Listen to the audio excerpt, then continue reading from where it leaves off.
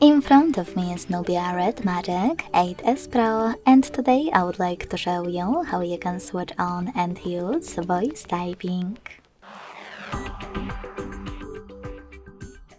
Begin by accessing your keyboard and clicking on microphone at the top right corner. If you can't see it, click on this gear instead. Then tap on voice typing and select this switcher next to it to activate it.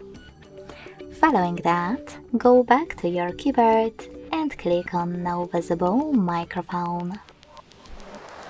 If you never used it before, hit while using the app or only this time in the pop-up and start typing. As you can see, voice typing is on. If you wish to stop, click on the same microphone again. Thanks so much for watching. If you enjoyed this video, don't forget to leave a like, comment and subscribe. Bye!